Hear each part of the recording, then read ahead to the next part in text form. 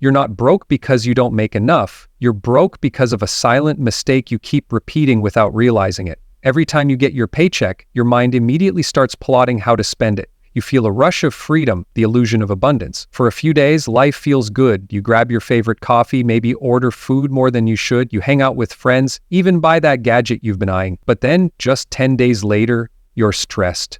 Your bank account is gasping for breath, your wallet's dry, and payday seems like a lifetime away. You wonder, where did all the money go? Let's rewind a bit. Meet Ali, a regular guy with a steady job. Every month, without fail, he gets paid. And every month, without fail, he ends up broke. Not because he doesn't earn enough, but because of how he spends. He's stuck in a loop. And it's not just Ali. Millions of people across the world are stuck in the same loop, living paycheck to paycheck, with no savings, no backup, and no peace of mind. It's a cycle that silently eats away at your mental health, your relationships, and your future. Ali's problem begins the moment he receives his paycheck. Instead of planning, he reacts. Instead of telling his money where to go, he lets it slip through his fingers. He upgrades his phone when the old one works fine. He eats out 4 times a week. He pays for 5 streaming services but barely watches one. And all the while he tells himself, I'll save next month, but next month never comes. What Ali is experiencing is called lifestyle inflation. As his income increases, so does his spending. A few years ago, he was living on less and managing just fine, but now, with every raise, he finds new ways to spend. A bigger TV, a newer car, fancier clothes, trendier gadgets. It never ends. And still, no savings, still stress, still broke. But the real issue isn't just lifestyle creep, it's emotional spending. Ali doesn't just buy things for their utility, he buys them for how they make him feel. After a hard day, he shops online to feel better. When he's bored, he scrolls through shopping apps. When he's sad, he orders food. Money has become a coping mechanism, a temporary fix for deeper issues. And that's dangerous because it's not sustainable. The high wears off quickly, the guilt kicks in, the stress builds up, and the cycle continues. There's also the matter of financial ignorance. Ali has no idea where his money actually goes. He doesn't track his expenses. He guesses, he assumes he knows, but money doesn't respond to assumptions, it responds to attention. He pays for things he doesn't need, subscriptions he forgot about, bank fees he didn't notice.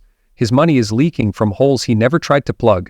But things don't have to stay this way. Change begins with awareness. One day, Ali stumbles upon a personal finance video. Something clicks. He downloads a budgeting app. For the first time in his life, he tracks every rupee. He's shocked. The truth is brutal, but it's also freeing because now he knows, and what you know you can change. He starts with the basics, the 50/30/20 rule. 50% of his income goes to needs, rent, bills, groceries. 30% for wants, entertainment, dining out, small luxuries, and 20%, that's for savings and debt. He automates this process. The moment he gets paid, his savings are transferred to a separate account. He doesn't touch it. It's not for today, it's for tomorrow. He cancels unnecessary subscriptions. He finds cheaper alternatives for some expenses. He cooks more meals at home.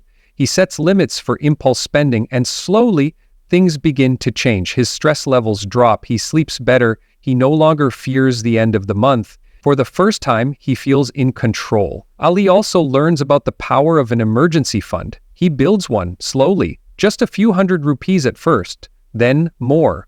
It's not easy, but it's worth it because when his car suddenly needs repairs, he doesn't panic. He doesn't go into debt. He uses his emergency fund. No stress, no drama, just peace. Over time, Ali becomes someone new, someone who respects his money, someone who understands the difference between wants and needs, someone who plans, who saves, who invests. He reads books, he watches more videos, he learns about compound interest, about inflation, about retirement planning. He starts thinking long-term. He realizes that money isn't just for spending, it's a tool that when used wisely can buy freedom. And that's the ultimate goal. Not riches, not luxury, but freedom. The freedom to choose, the freedom to walk away from a toxic job, the freedom to help family when they need it, the freedom to sleep peacefully knowing your bills are paid and your future is secure.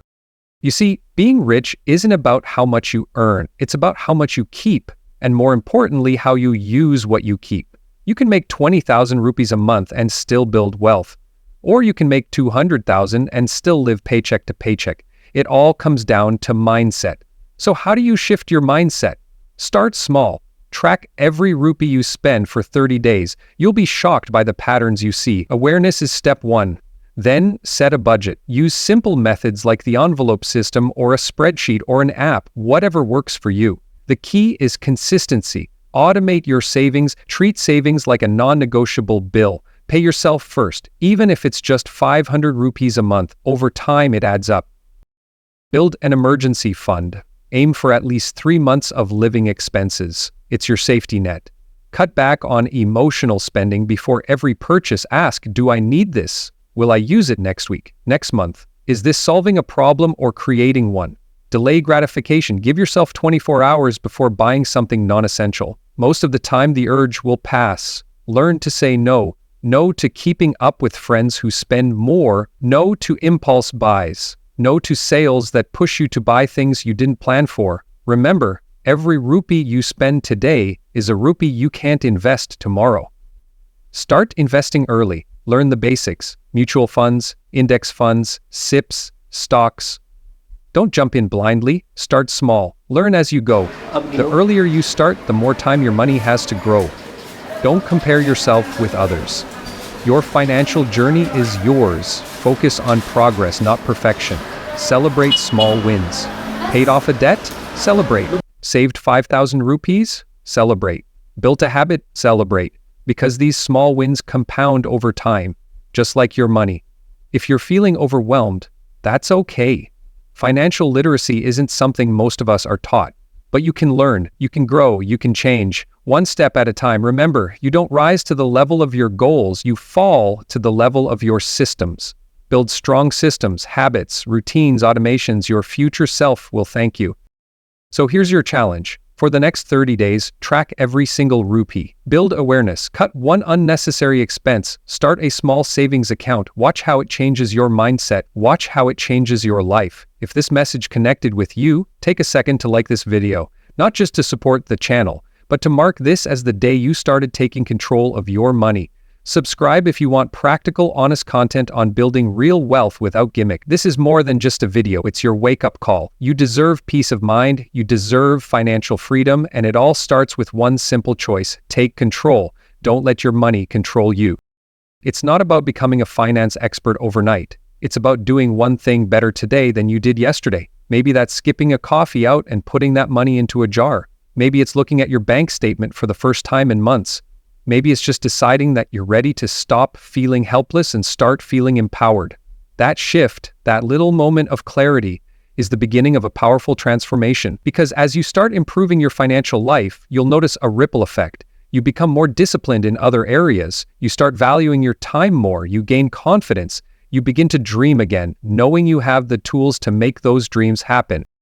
You realize you're not just managing money, you're building a life. And that life isn't built in a single day, but in thousands of small, smart decisions. The choice to save, the choice to wait, the choice to learn.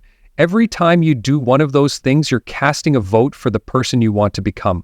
The kind of person who doesn't just survive, but thrives. Who doesn't just hustle, but plans. Who doesn't just hope, but acts. That's real wealth. That's real success. It's not flashy, it's not viral, but it's powerful, quietly powerful. So take a deep breath. You don't need to be perfect, you just need to begin right now. Because no matter how far behind you feel, the best time to start was yesterday. The next best time is today. Choose today. Choose better. Choose freedom